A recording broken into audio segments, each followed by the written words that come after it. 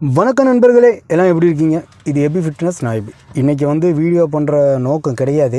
ஆனால் ஒரு வீடியோ பண்ணக்கூடிய ஒரு சூழ்நிலை ஏற்பட்டுருச்சு நண்பர்களே. என்னென்னு கேட்டிங்கன்னா, இது முகமது தான், முக்தீர் முகமது, சேலத்தில் ஒரு ஜிம் ஓனரு. அவர் 2 நாளைக்கு முன்னாடி இறந்துட்டதாக நியூஸ் பார்த்தோம், இன்ஸ்டாகிராம்லலாம் வந்துச்சு. அதை பற்றி நிறையா ஃபிட்னஸ் இன்ஃப்ளூயன்சர் பேசியிருக்கிறாங்க. என்ன காரணம்னு இதில் என்னுடைய சில இதெல்லாம் இருக்குது. நான் அதை பற்றி பேசணும்னு நினைக்கிறேன். சரிங்களா? அது உங்களுக்கு ஏற்புடையதாக இருந்தால் நீங்கள் அதை ஏற்றுக்குங்க, இல்லைன்னா உங்கள் கருத்துக்களை நீங்கள் தெரிவிங்க. அதாவது என்னுடைய நாலேஜுக்கு என்ன எட்டுதோ அதை பற்றி நான் பேசுகிறேன். சரிங்களா? அவர் ரொம்ப அபாயகரமான முறையில் பயிற்சி செய்கிறார். அவருடைய வீடியோ நான் போடுறேன், பக்கத்தில் நீங்கள் பாருங்கள். ரொம்ப டேஞ்சரான ஒரு ஒர்க் அவுட்டுன்னு சொல்லலாம். அது மட்டும் இல்லாமல் போஸ்டரே இல்லைங்க, ரொம்ப ராங்காக பண்ணுறாரு. அங்கிட்டு போகிறாரு, நடக்கிறாரு, தண்ணியை தலையில் ஊற்றிட்டு அப்புறம் பயிற்சி பண்ணுறாரு. அதே மாதிரி ராங் பொசிஷன், எல்லாமே ராங் போஸ்டரு, எல்லாமே தவறாக இருக்குது. சரிங்களா? பிபி வேறு இருந்திருக்கு. அப்போது இந்த மாதிரியெல்லாம் பயிற்சி பண்ணும்போது என்ன ஆகுன்னா, இருதயம் தாங்காது நண்பர்களே. ஏன்னா பிபி இருக்குது. அதிகப்படியான ரத்த ஓட்டம் இதாகும்போது, ப்ளட் ப்ரெஷர் ஆகும்போது என்னாகும், ஹார்ட்டை தான் பாதிக்கும், இருதயத்தை பாதிக்கும். ஒரு கட்டத்துக்கு மேலே இருதயம் டக்குன்னு நின்று போயிடும். அதை தான் கார்டியாக் அரெஸ்ட்டுன்னு சொல்கிறாங்க. இந்த கார்டியாக் அரெஸ்ட் பார்த்திங்கன்னா, எனக்கு ரொம்ப தெரிஞ்சவருங்க ஒருத்தர் கார்டியாக் அரெஸ்ட்டில் இறந்துட்டார். டாக்டர் அதை தான் சொன்னார், கார்டியாக் அரெஸ்ட்டுங்க ஒன்றும் பண்ண முடியாது அப்படின்னு. நான் தான் ஹாஸ்பிட்டல்லாம் தூக்கிட்டு போனேன், எல்லாமே நாங்கள் தான் பண்ணோம். அப்புறம் அவர் கொண்டு போய் கவர்மெண்ட் ஹாஸ்பிட்டலில் வச்சோம். அதுக்கப்புறம் மோர்ச்சரியில் வச்சோம். அது இந்த 3 அடுக்கு, இந்த ஹாஸ்டலில் படுப்பாங்க இல்லையா, பெட்டுக, அந்த மாதிரி. அது நான் 4வது இதில் அவரை தூக்கி மேலே வச்சோம். சரிங்களா? அப்புறம் கவர் பண்ணிட்டாங்க, ஒரு பிளாஸ்டிக் கவர் போட்டு ஃபுல்லாக கவர் பண்ணிட்டாங்க.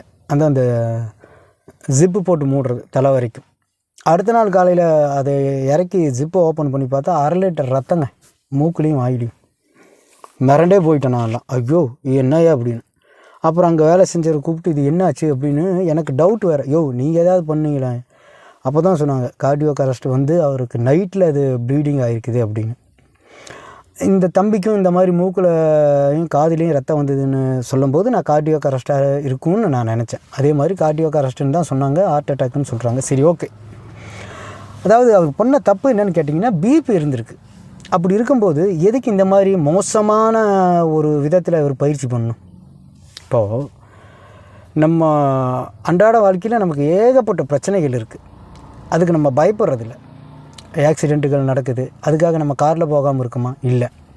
இந்த மாதிரி நம்மளுடைய அன்றாட வாழ்க்கைக்கு நம்ம பண்ணுறோம்ல. சரிங்களா? இதே மாதிரி இவரும் உலகத்தில் எத்தனையோ கோடிக்கணக்கான ஜிம்முகள் இருக்குது. இப்போ நான் பேசிகிட்டு இருக்க இந்த நிமிஷம் கூட யாராவது பயிற்சி பண்ணலாம், ஜிம்மில் ஒர்க் அவுட் பண்ணலாம். எல்லாருமே செத்துடுறாங்க. எல்லாத்துக்குமா இப்படி கார்டியாக் அரெஸ்ட் வருது? ரோட்டில் எத்தனையோ வண்டிகள் போகுது, எல்லா வண்டியுமே ஆக்சிடெண்ட் ஆகுது. தவறுனால தான் 95% விபத்துகள் நடக்குது. பைக்கில் வேகமாக போய் இறந்தவர் என்னன்னு கேட்டிங்கன்னா, ஹெல்மெட் போடலைங்கிறாங்க. ரொம்ப ஸ்பீடாக வந்தாருங்க அப்படிங்கிறாங்க. சரிங்களா? தவிர்க்க முடியாத சூழ்நிலையில் நடக்கக்கூடிய விபத்துகள் வெறும் 5% தான். தப்புனால் நடக்கக்கூடிய விபத்துகள் தான் நிறையா. அதே மாதிரி தான் இதுவும். இவர் மேலே தப்பு இருக்குது. இவர் ஒருத்தர் இந்த மாதிரி கார்டியாக் அரெஸ்ட்டில் இறந்துட்டாருன்னா எல்லாருமே இறந்துருவாங்களா? நியூஸ் எல்லாம் அப்படி தான் போடுறாங்க நண்பர்களே. ஜிம்மில் பயிற்சி செய்து கொண்டிருக்கும் போதே இறந்து விட்டார். எதுக்கு இது? ஏன் இந்த மாதிரியெல்லாம் பேசணுமா? அவர் ஃபேமிலி ஹிஸ்ட்ரி என்ன? அவருக்கு ஏற்கனவே பிபி இருந்திருக்குது, வேறு ஏதாவது குழாய் அடைப்பு இருந்திருக்குதா? அவருடைய ஹார்ட் கண்டிஷன் என்ன? எதுவுமே தெரியாது. ஜிம்மில் ஒர்க் அவுட் பண்ணிட்டு இருந்தானா இறந்துட்டானா, ஆமாம் ஜிம்முக்கு போகாதீங்க. என்ன இது? அவங்க அம்மாவும் சொன்னாங்களா, இப்படியெல்லாம் பயிற்சி பண்ணாதீங்கடா, இப்படியெல்லாம் பயிற்சி பண்ணாதீங்க, ஹார்ட் அட்டாக் வந்துடும். பட் அந்த ஹார்ட் அட்டாக்குன்னு வரும்னு சொன்ன அந்த அம்மா தவிர்த்துருக்கணும். யாருமே அப்படி சொல்ல மாட்டாங்க. பட் அவங்க அப்படி சொல்லியிருக்கிறாங்க. சரி, ஓகே. அது ஒரு மாதிரி தான் இருக்குது கேட்குறதுக்கு. அதே மாதிரி அந்த பையனும் ஹார்ட் அட்டாக்கில் இறந்து போயிட்டார். அந்த சொல் பளிச்ச மாதிரி ஆயிடுச்சு பார்த்தீங்களா? அதுதான். அதனால் என்றைக்குமே நல்லது தான் பேசணும் அப்படிங்கிறது, நன்மையான வார்த்தைகளை தான் நம்ம வாயிலிருந்து வரணும் அப்படிங்கிறது என்னுடைய ஒரு தாழ்மையான வேண்டுகோள். பைபிள் ஒரு வசனம் இருக்குது, மரணமும் ஜீவனும் தன்னுடைய வாயிலிருந்து வரும் வார்த்தையில் இருக்குது அப்படின்னு. அதனால் நல்லதையே பேசணும் நண்பர்களே, சரிங்களா? அப்போது பாருங்கள் நண்பர்களே, இந்த மாதிரியான தவறுகளை தன் மேலே வச்சுட்டு இந்த பயிற்சி முறையை வந்துட்டு இவங்க தவறாக சொல்கிறாங்க. அப்படி கிடையாது. அதனால் வந்துட்டு இதையெல்லாம் பார்த்து நீங்கள் பயப்பட வேண்டாம். உங்கள் உடம்புக்கு எந்த மாதிரியான ஒர்க் அவுட் தேவை அப்படிங்கிறத நீங்கள் புரிஞ்சு அதுக்கு தகுந்தாற் போல் நீங்கள் பயிற்சி செய்ய வேண்டிய ஒரு கடமை இருக்குது, சரிங்களா? எனக்கு இப்போ 41 வயசுனா நான் ஒரு 25 வயசு பையன் மாதிரி வந்துட்டு நான் வந்து பயிற்சி பண்ணேன்னா எனக்கு அது டேஞ்சர் தான். என் வயசுக்கு என்ன மாதிரி பயிற்சி பண்ணணும், எந்த அளவுக்கு வெயிட் தூக்கணும், அதோடு நிப்பாட்டிக்கணும், சரிங்களா? ஒரு 15 வயசு பையன் ரோட்டில் ஓடுறதுக்கும் ஒரு 60 வயசு தாத்தா ஓடுறதுக்கும் வித்தியாசம் இருக்குல்ல. அந்த 15 வயசு பையன் மாதிரி அந்த தாத்தா ஓட முடியுமா? முடியாது. அதே மாதிரி தான் அந்த பயிற்சியும். நமக்கு பலன் இருக்குது, நமக்கு ஸ்ட்ரென்த் இருக்குங்கிறதுக்காக வந்துட்டு நம்ம இதெல்லாம் பண்ணக்கூடாது. இருதயம் தாங்காது, பிபி இருந்திருக்கு. அப்போ அவ்வளோ அது டென்ஷன்லேயோ ஒரு ஸ்ட்ரெஸ்லேயோ அது பண்ணும்போது என்ன ஆகுன்னா அதிகப்படியான ரத்த ஓட்டம் உடம்புல வர்றதுனால தான் இந்த மாதிரி பிரச்சனைகள் எல்லாம் வருது நண்பர்களே. அதனால் இதையெல்லாம் நீங்கள் பார்த்து பயப்படாமல் ஆரோக்கியமான முறையில் நீங்கள் பயிற்சி செய்யுங்க. அது மட்டும் இல்லை, நீங்கள் ஒரு பயிற்சி செய்கிறீங்க அப்படிங்கும்போது உங்களுக்கு மூச்சு வாங்குது, இல்லைன்னா நடக்கும்போதோ ஓடும்போதோ உங்களுக்கு மூச்சு வாங்குறது, ஒரு மாதிரி ரொம்ப சோர்வாக உணர்றீங்கன்னா தயவுசெய்து போய் கொலஸ்ட்ராலை செக் பண்ணி பாருங்கள். நான் ஏற்கனவே ட்ரைக்ளிசரைடு அந்த வீடியோனால் நான் தெளிவாக சொல்லியிருக்கேன். இப்போ கூட காட் லிவர் ஆயிலுன்னு ஒரு வீடியோ பண்ணியிருக்கேன், அதை நான் அப்லோட் பண்ண போகிறேன், சரிங்களா? இந்த மாதிரி பிரச்சனைகள் எல்லாம் இருந்ததுன்னா தயவுசெய்து நீங்கள் டாக்டரை போய் பாருங்கள்.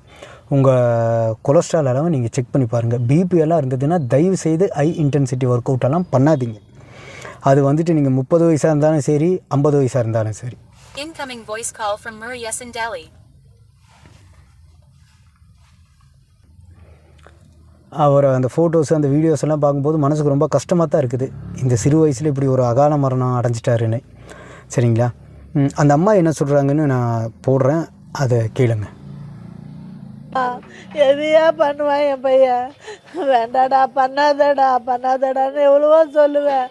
ஒன்றுமே எனக்கு ஆகாதுமா. எனக்கு எம்மா வந்தால் கூட கூட்டிகிட்டு போக முடியாதுமா. இல்லைடா உடம்பு ரொம்ப இருக்குது, ஹார்ட் அட்டாக் ஆகிடும்டா, வேண்டாடா பண்ணாதடா. எவ்வளோ அன்னைக்கு கூட ஞாயிற்றுக்கிழமை சொல்கிறேன், ஞாயிற்றுக்கிழமை சாப்பிட்டுட்டு படுறானா, அம்மா கொஞ்ச நேரத்துக்கு போயிட்டு வந்துடுறேம்மான்னு சொல்லிட்டு வந்தான்.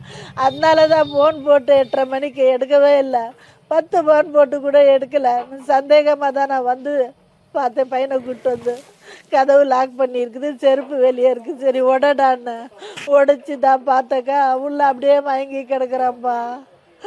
ஆஸ்பத்திரிக்கு எடுத்து போய் அவன் செத்து போய் 1/2 மணி நேரம் ஆயிடுச்சுன்னு சொல்லிட்டாங்க.